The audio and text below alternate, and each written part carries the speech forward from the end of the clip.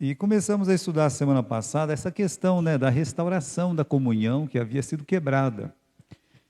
Moisés ficou 40 dias lá com aquela promessa que o povo fez, que ia cumprir toda a lei, não cumpriram coisa nenhuma.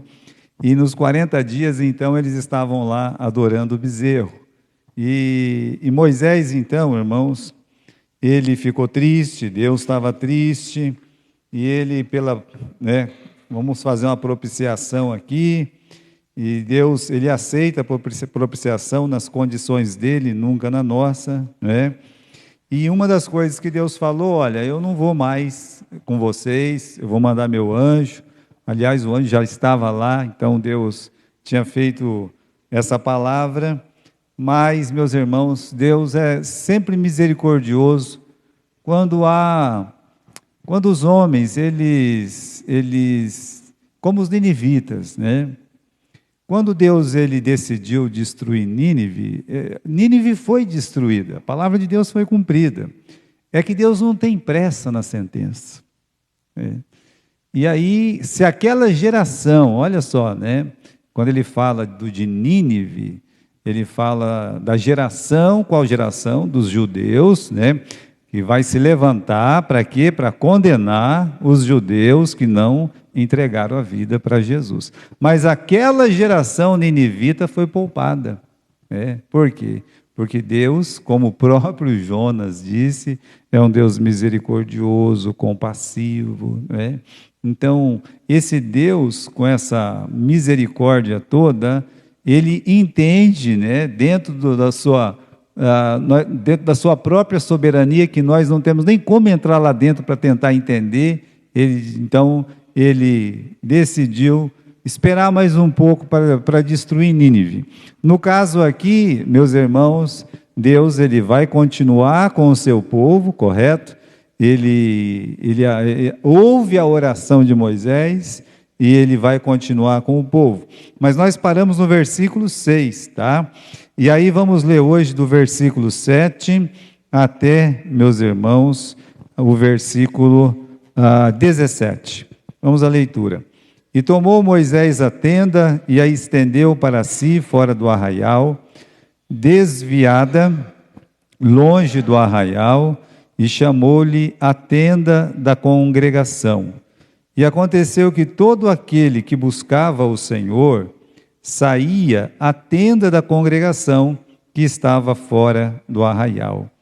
E acontecia que, saindo Moisés à tenda, todo o povo que se levantava, e cada um ficava em pé à porta da sua tenda, e olhava para Moisés pelas costas, até ele entrar na tenda.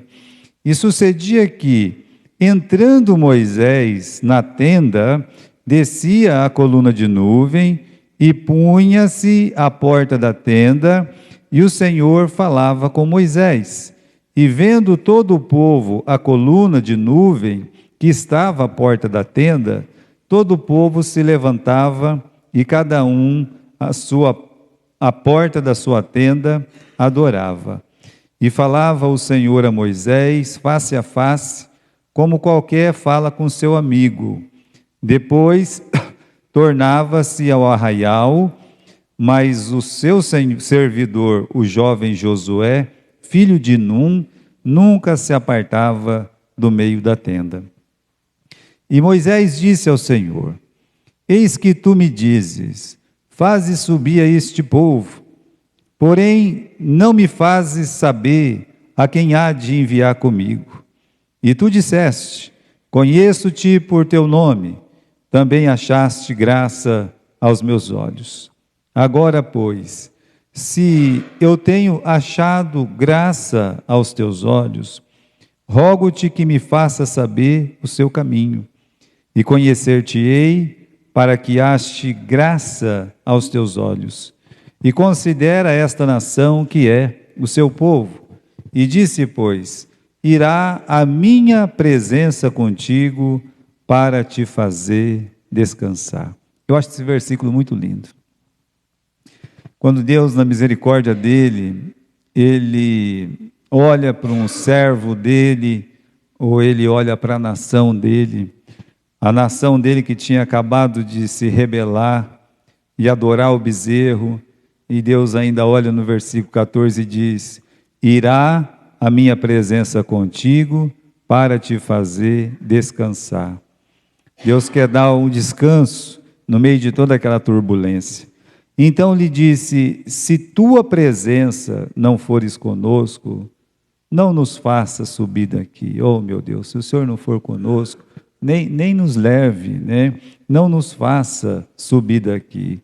Como, pois, se saberá agora que tenho achado graça aos teus olhos, e eu e o teu povo? Acaso não é por andares tu conosco, de modo a sermos separados, eu e o teu povo, de todos os povos que há sobre a face da terra? Então disse o Senhor a Moisés: farei também isto que me tens dito, porquanto achaste graça aos meus olhos, e te conheço por nome. Continuemos. Então ele disse: eu rogo-te que me mostre a tua glória.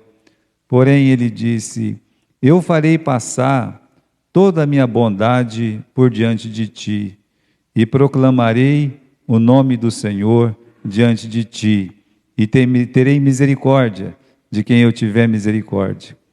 Compadecerei de quem eu me compadecer.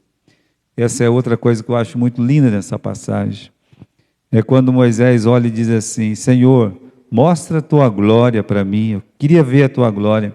Aí Deus diz assim: bom, eu vou fazer passar a minha bondade diante de ti, eu vou proclamar o meu nome, e eu vou ter misericórdia de quem eu tiver misericórdia. Aí você pode imaginar o que é glória para Deus. Deus sempre faz aquilo que dá mais glória para Ele. Mas vamos continuar, porque nós vamos ver essas coisas. E disse mais: não poderás ver a minha face, porque homem nenhum verá a minha face e viverá. Disse mais o Senhor: eis aqui um lugar junto a mim, aqui te porás sobre a penha.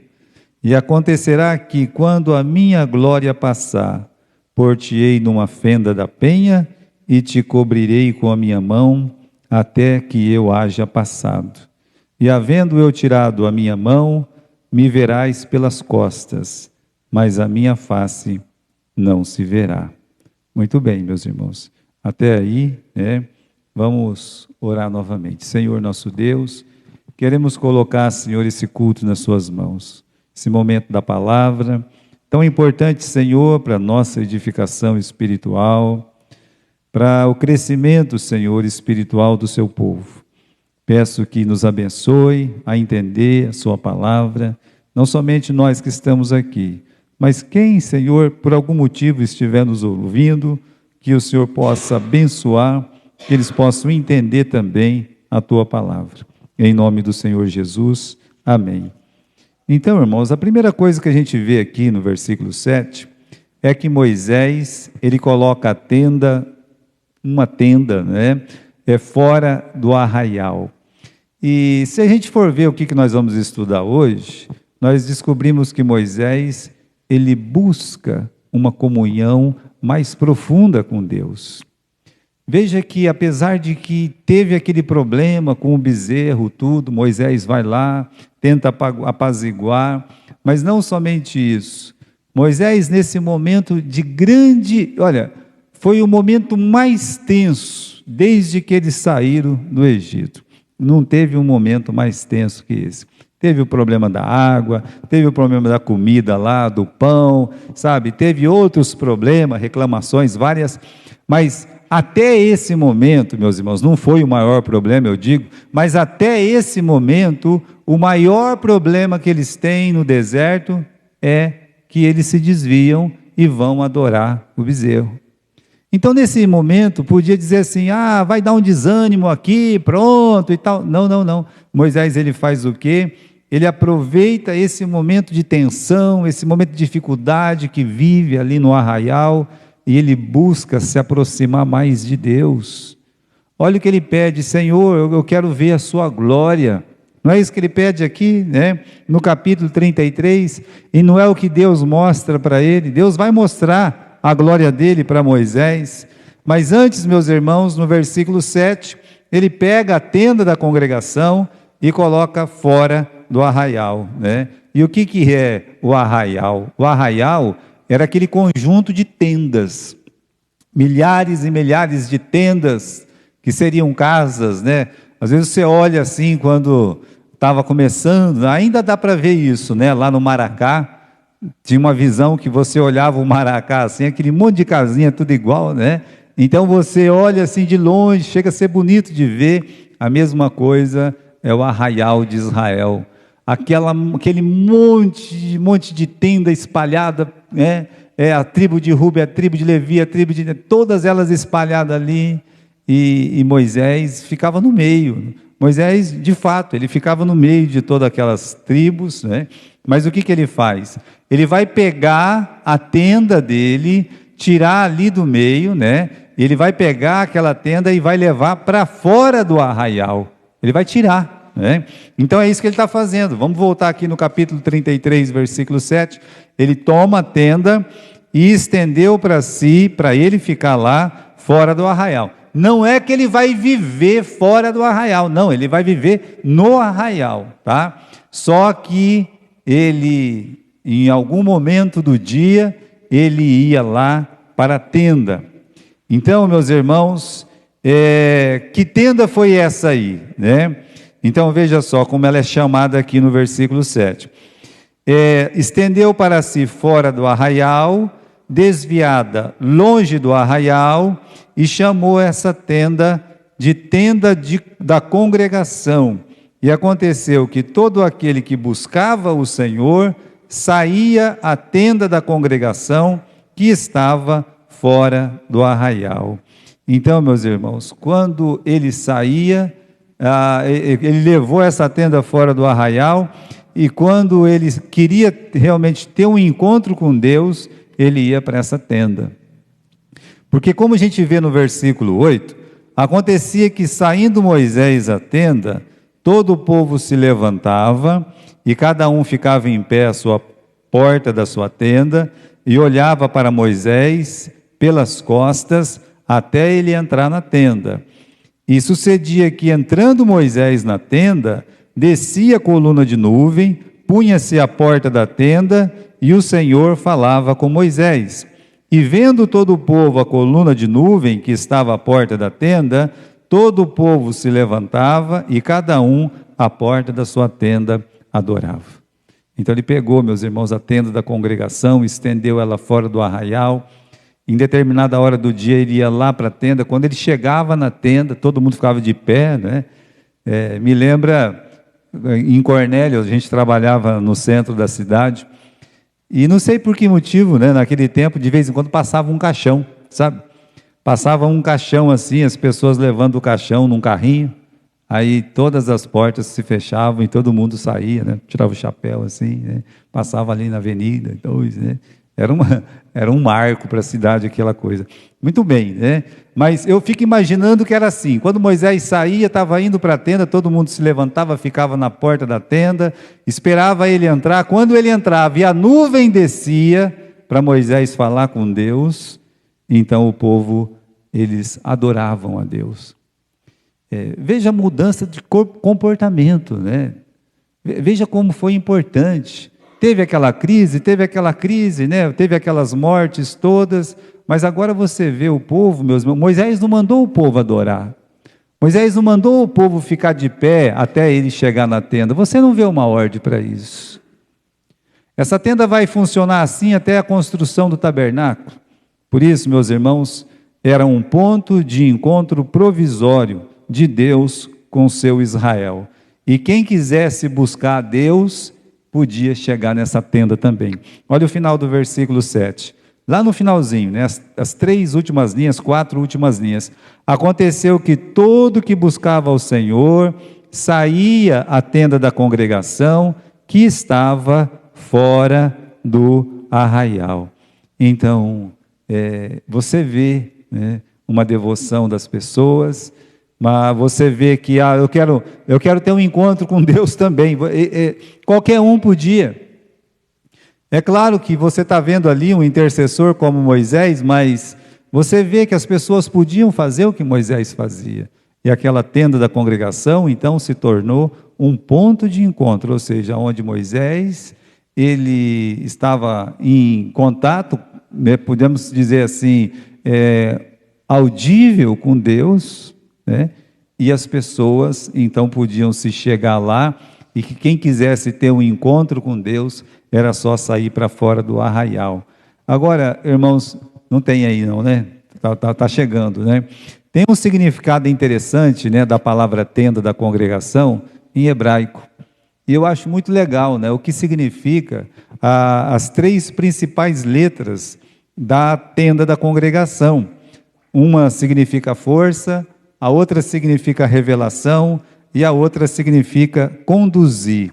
Olha que interessante. A tenda da congregação, no hebraico, significa isso, né? Aquele Deus que se revela, Deus que é a nossa força, Deus que nos guia. Então, assim, para o judeu que entende isso, era claro essa compreensão. Ele estava buscando a Deus, Deus é a minha força, né? Deus, Ele está se revelando, Deus é quem me guia.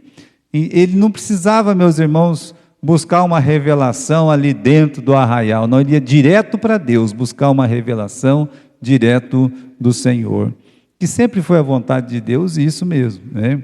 Então tá bom, né? Vamos ver agora essa figura no Novo Testamento. O autor de Hebreus, vamos lá no Novo Testamento, lá no livro de Hebreus, capítulo 13, Hebreus capítulo 13 e versículo 13 também, Hebreus 13, 13. Ele usa esse exemplo, né? O autor de Hebreus, ele fala dessa tenda que Moisés saía para fora da tenda. Olha lá, capítulo 13, versículo, vamos ler o versículo 12 primeiro, né? Por isso também Jesus, para santificar o povo pelo seu próprio sangue, ele padeceu fora da tenda.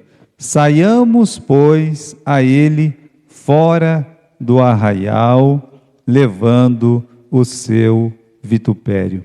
A figura do Moisés saindo fora da tenda, e ali se torna um ponto de encontro entre o povo e o próprio Deus. Essa é a figura que o autor de Hebreus está dando para nós, né? Então, meus irmãos, ainda nós não temos, né? Mas o Moisés, ele saía fora do arraial para estabelecer o quê? Esse contato com Deus. Estabelecer, né? E Jesus, quando ele sai e ele é sacrificado fora da cidade também, né? Fora do arraial, qual que é o desejo? É nos restabelecer com Deus. É a mesma coisa, né? Então, tanto Moisés quanto Jesus fizeram o quê? Saíram para fora do arraial para ser uma ponte entre Deus e o povo. É muito interessante isso. Meus irmãos, como é que nós vamos chegar até Deus? O ser humano, ele fica lá, né? Alguém postou esses dias, porque está aparecendo na mídia, aquela zigurate, que parece uma pirâmide lá do México, aquelas coisas, né? Vocês sabem, que tem aquela escadona enorme, parece uma pirâmide, mas aquilo lá não é uma pirâmide. Pirâmide é o que você tem lá no Egito. Lá no Egito é pirâmide, correto? Você vai ver que esses que tem no México, que tem na China, que tem em outros lugares, não é pontiagudo. Já notou a diferença? Da pirâmide que está lá no Egito é tudo de pontinha assim, né? Mas essa não, essa não tem pontinha. Porque lá em cima é o quê? Lá em cima é um altar. É o homem subindo a escada, chegando mais perto, porque ele quer chegar até Deus, né? Essa é a primeira intenção, porque essa é a verdadeira Torre de Babel. A Torre de Babel, ela se parecia assim com esses zigurates lá, né, do México, da China. A pessoa vai subindo uma escada para ficar mais perto de Deus, né?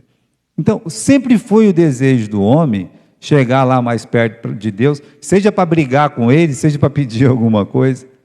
Mas o que Moisés faz é tentar aproximar o povo de Deus. É a mesma coisa que Jesus fez. Quando Jesus ele sai para fora da cidade, ele é sacrificado.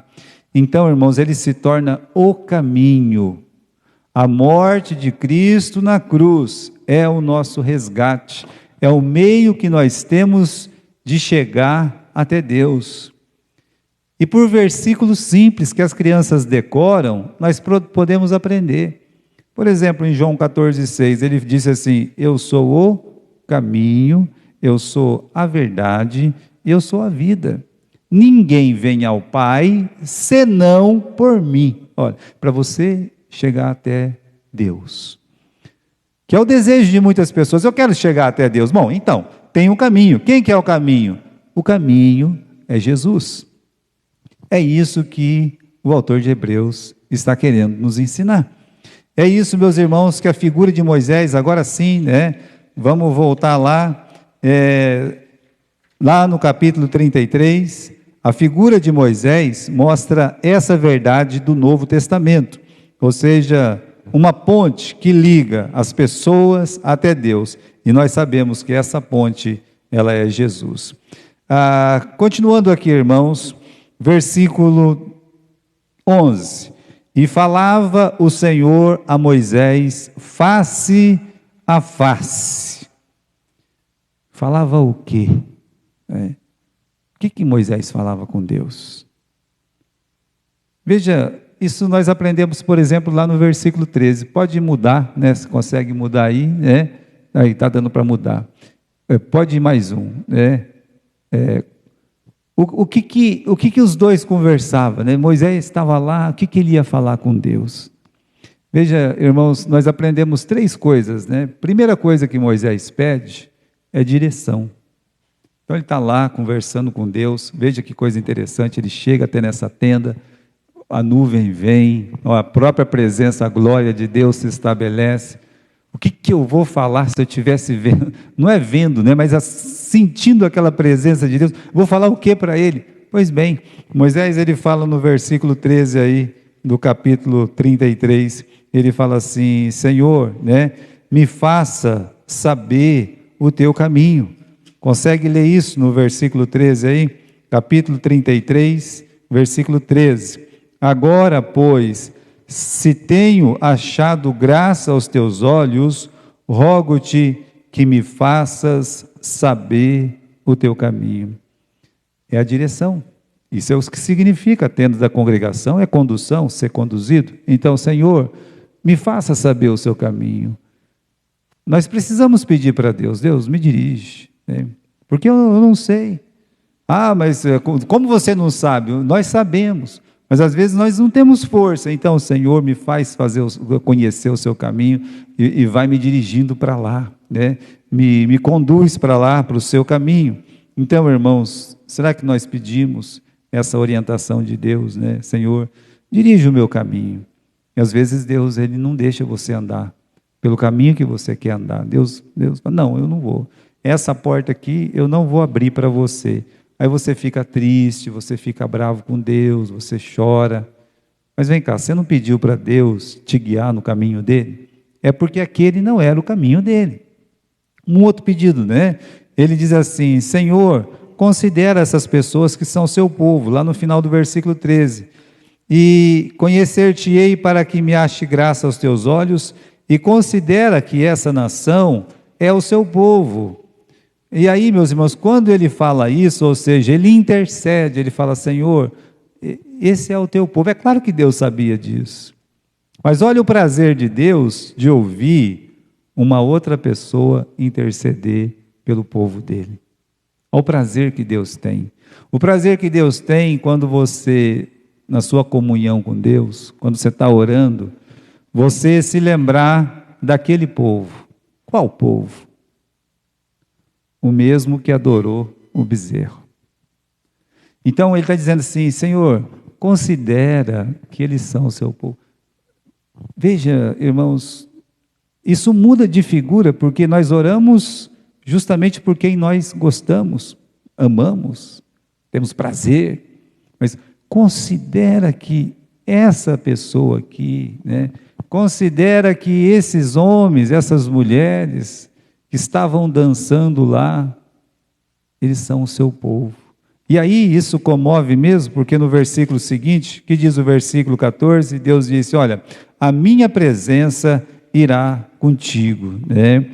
Então, meus irmãos, o que Deus pensa do povo dele é muito mais importante do que a gente pensa. Então Deus, naquele momento, disse: não, é o meu povo, né? Então acabou o assunto. Agora, continuando, um outro pedido de Moisés, né? Ele pede para Deus não abandonar o seu povo. No versículo 15, ele diz assim: se tua presença não fores conosco, Senhor, não nos faça subir daqui. Ele diz: Senhor, se não é para estar conosco, então não queremos ir, né?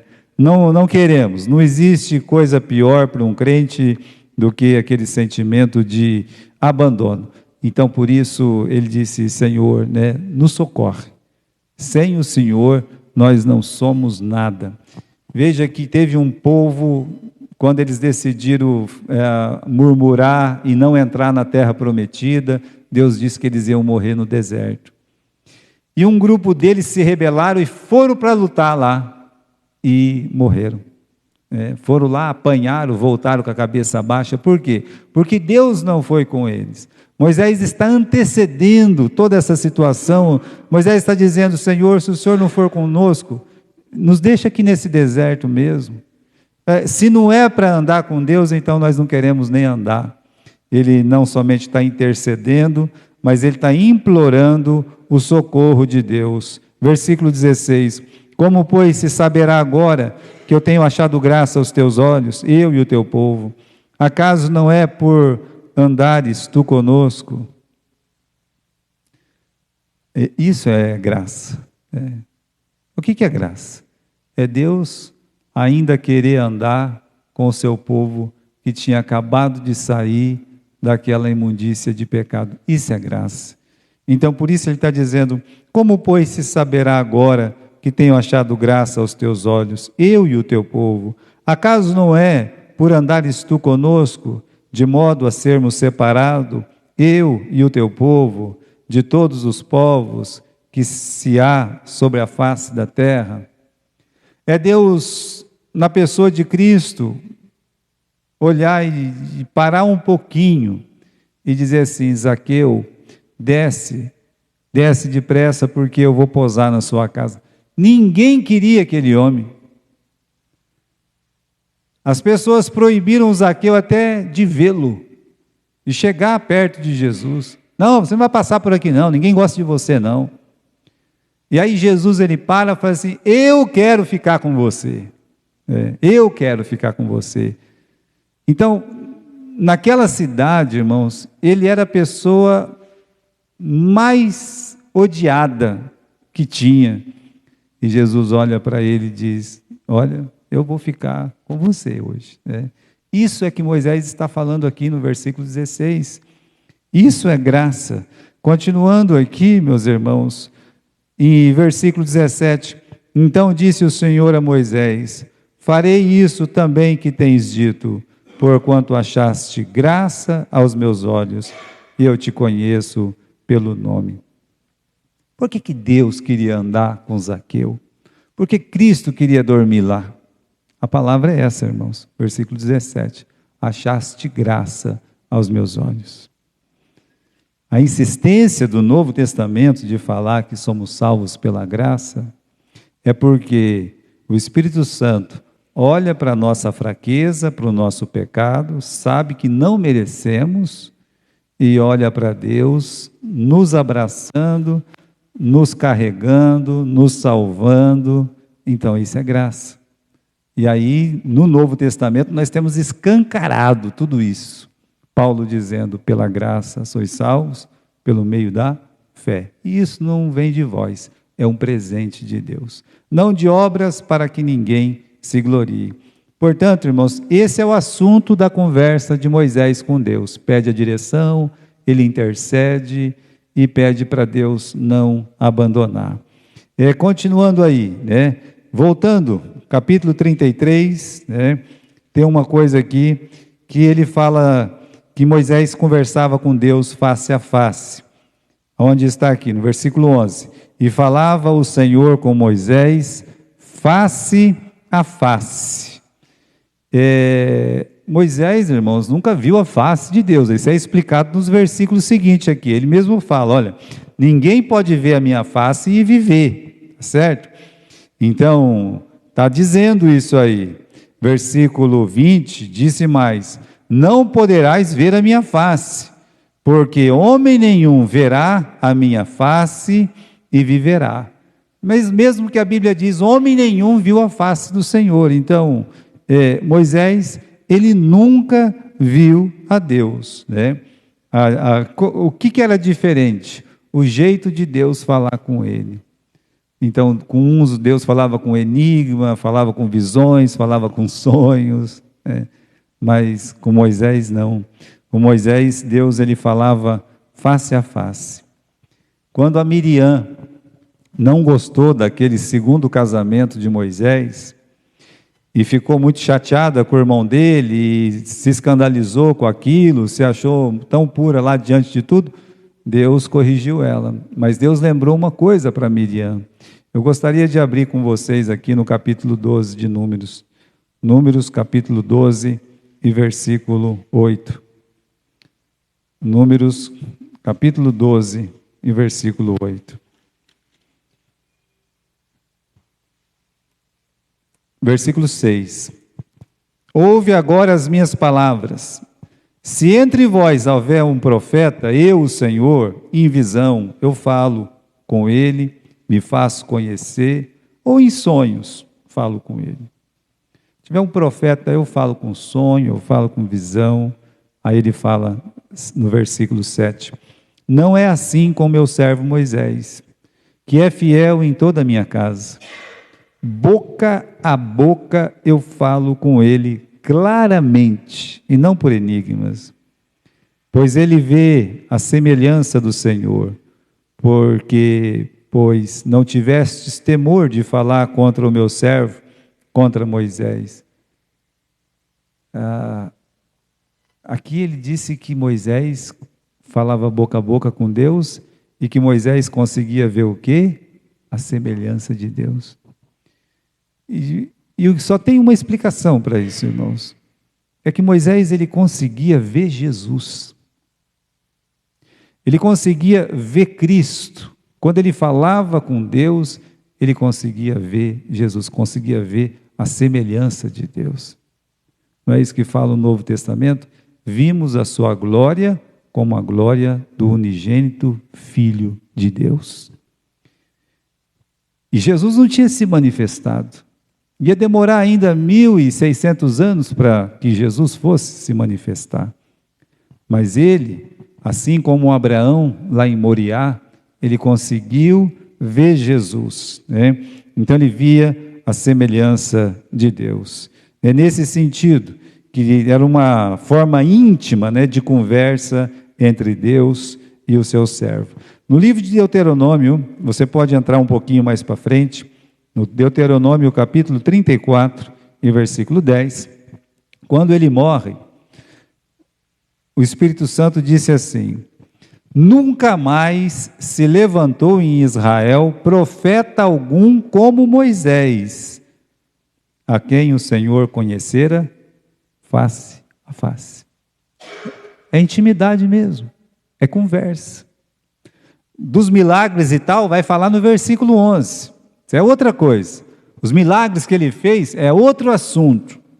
Aqui o Espírito Santo ressalta essa intimidade, o momento que Moisés, ele conversava com Deus, orava com Deus.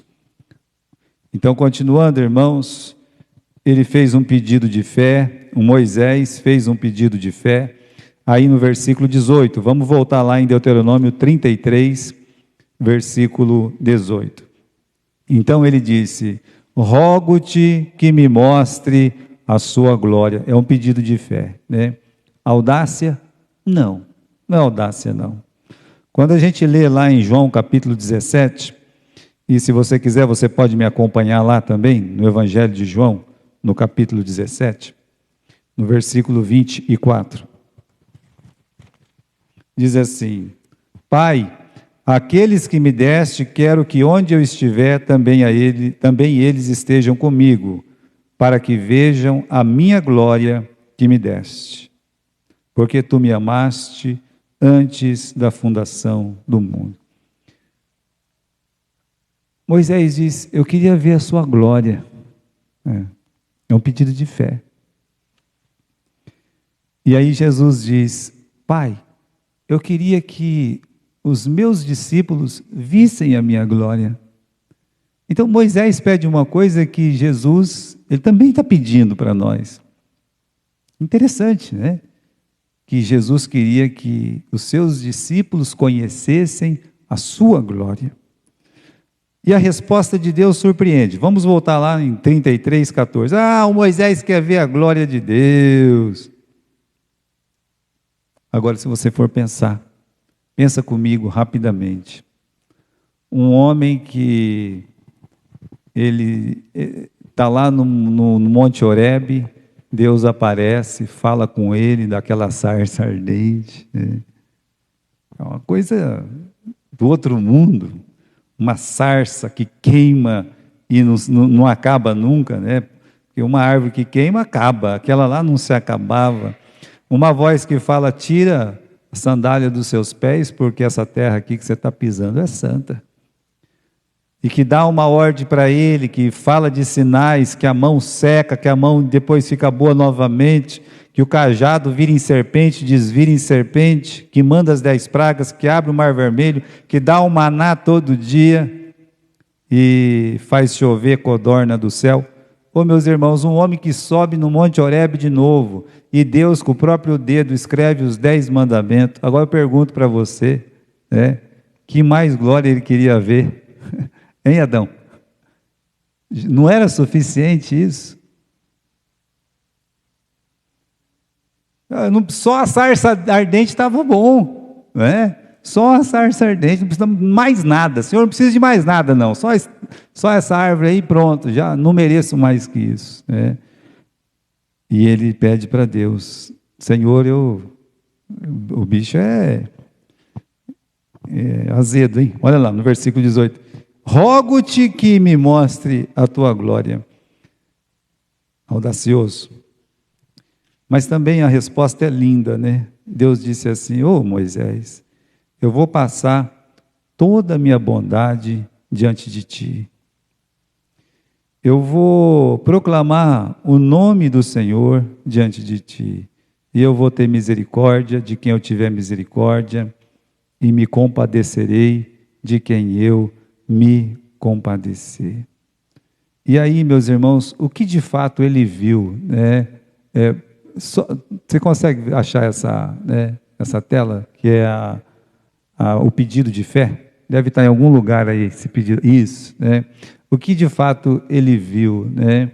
Ele viu só a glória pelas costas, correto, né?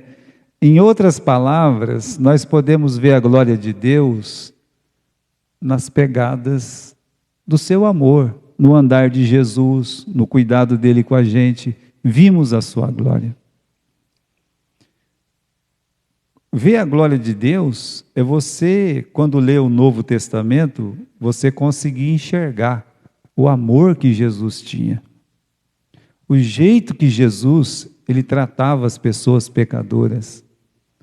O amor que ele tinha por aqueles pecadores, o desejo que ele tinha de salvar as pessoas, milagres de bondade, de misericórdia. Veja o que Deus está falando. Eu vou mostrar minha glória, você vai ver minha bondade, eu vou proclamar o meu nome, ou seja, em que nome nós somos salvos? Qual é o nome que clamamos quando nós fazemos uma oração para Deus? Não é o nome de Jesus? E ainda fala: e terei misericórdia de quem eu tiver misericórdia. Jesus é o Deus da misericórdia. É por isso que o Evangelho de João fala isso, né? Nós vimos a sua glória. Vamos para o Evangelho de João no capítulo 1, vamos lá? Então, eu também quero ver a glória de Deus. Olha para Jesus, meu irmão. Olha para Jesus. João capítulo 1. E a gente tem muito mais do que Moisés. Moisés não viu praticamente nada, né? Nós podemos ver muito mais. E no versículo 14 do capítulo 1, o verbo se fez carne. Quem que é o verbo que se fez carne? Como é o nome? É Jesus, né? E o que está escrito aí no versículo 14? E ele habitou no meio de nós. Jesus andou aqui. Jesus, ele passou por aqui. E aí diz uma outra coisa. Não só o verbo se fez carne e habitou entre nós, mas diz que vimos a sua glória como a glória do unigênito do Pai, cheio de graça e cheio de verdade. Então, irmãos, você pode dizer, eu já vi a glória de Deus. Quando você entrega a sua vida para Jesus, você começa realmente a entrar nesse ponto de glória, ver a glória de Deus. Então, irmãos, Deus, ele vai mostrar a sua glória e ele mostra a sua glória. Olha lá, vamos voltar no nosso texto aqui, lá em 33, não é? Só que para ver a glória de Deus, a gente tem que entrar no capítulo 34, tá bom? Capítulo 34, versículos 5, 6 e 7. Diz assim: o Senhor desceu numa nuvem e se pôs ali junto a ele, e ele proclamou o nome do Senhor. Passando o Senhor perante ele, clamou: o Senhor Deus misericordioso, piedoso, tardio em irar-se, grande beneficência e verdade, que guarda beneficência em milhares, que perdoa a iniquidade e a transgressão do pecado, que ao culpado não tem por inocente, que visita a iniquidade dos pais sobre os filhos e os filhos dos filhos, até a terceira e a quarta geração. Ele viu a glória de Deus. Então, meus irmãos, quando Moisés viu a glória de Deus, ele disse: eu vi. E ele fala o quê? Esse Deus é um Deus misericordioso, esse Deus é um Deus cheio de compaixão, é um Deus compassivo. Realmente, ele viu a glória de Deus. Então, isso para ele foi muito mais importante do que abrir o Mar Vermelho, do que fazer todos aqueles sinais, de ver o seu cajado se tornar numa serpente. Aquilo ali foi mais importante que tudo para ele. Então, irmãos, veja aí, ele descobriu que ele é o Senhor, descobrindo que ele é o Senhor, ou seja, Jesus é o Senhor, pela sua misericórdia, na sua graça, na sua paciência, na sua verdade, na sua beneficência. É um Deus perdoador, é um Deus justo. Quanta coisa ele fala aí, nesses dois versículos finais, os 6 e os 7, quando ele vê a glória de Deus. Agora, só para a gente pensar aqui, né? Um Deus assim, ele não é bem-vindo não, né? Quando Deus mostra a glória dele, as pessoas não, a maioria não gosta, né? Só para pensar no caso de Jonas, o que ia dar mais glória para Deus? Pegar e fazer com que aquela cidade de Nínive se tornasse uma nova Sodoma, queimando, sabe? Assim, as chamas subindo, sendo destruída, e o Jonas lá em cima, vendo a sua profecia se cumprir. Eu falei que essa cidade em 40 dias seria destruída. Deus está destruindo. Essas pessoas estão morrendo. Malditos sejam que morram, né? Então, o Jonas ia ficar muito feliz. Mas, só para lembrar o irmão Félix pela 1000ª vez, Deus sempre faz o que dá mais glória para ele. E o que deu mais glória para Deus? Os ninivitas se arrependeram, e Deus diz: não vou destruir agora não, né? Ele é eterno, para ele não tem tempo. Então ele disse: não vou destruir não. Então, as pessoas não gostam de um Deus assim, sabe? Eles ficam incomodados. Jesus é esse Deus, e ele também incomodava. Aquele amor de Jesus incomodava as pessoas. A misericórdia dele incomodava as pessoas. Que pessoas se sentiam incomodadas? Os que não criam nele. Veja, rangiam os dentes, confabulavam para prendê-lo, depois levá-lo a Pilatos, crucificá-lo. Veja, irmãos, um Deus compassivo. Quem que quer um Deus compassivo? Ah, não, eu prefiro um Deus que sai com o raio na mão assim, já sai mandando para todo mundo, né? Pega um aqui, pega outro ali, e tem mais, eu tenho um monte de inimigo, que pegue neles, né? Esse é o Deus que as pessoas querem, faz na cabeça e tudo mais. Um Deus que ao invés do sermão da montanha, proclamasse Êxodo 20 somente. Mas não, tem o sermão da montanha também. Um Deus que tem a pá e tem a foice. Um Deus, um dia ele vai se manifestar, mas não vai ser agora. Esse Deus que tem uma foice na mão, que tem essa pá, que vai fazer o ajuntamento, daqueles que não são ímpios e também daqueles que o servem, que creem em Cristo, isso vai chegar. Mas enquanto Jesus não voltar, é esse Deus que o mundo tem a oportunidade de conhecer, que eu e você nós conhecemos, esse Deus maravilhoso que é Jesus. Só para a gente encerrar o capítulo 33, no versículo 11, quando Moisés ficava lá na tenda da congregação, coitado do Josué, ainda jovem, não abria mão de sair de lá, ficava lá firme, ele não se afastava do meio da tenda, estava lá. Moisés chegava, ele já chegava junto, xereta que só. Não, mas ele não era só xereta, ele era fiel. Olha lá, o segredo das bênçãos recebidas por Josué são estes: o amor que ele tinha por Moisés, o amor que ele tinha pelo seu povo, o amor que ele tinha pela tenda da congregação, certamente ficava lá com a espada na mão, e o prazer, a alegria que ele tinha de todos os dias também está lá na presença de Deus. Não é à toa que quando todo mundo desanimou, ele e o Caleb ficaram firmes lá, ainda tinha um Caleb junto com ele, pela graça de Deus. Bem, irmãos, semana que vem a gente vai estudar o capítulo 34, tá?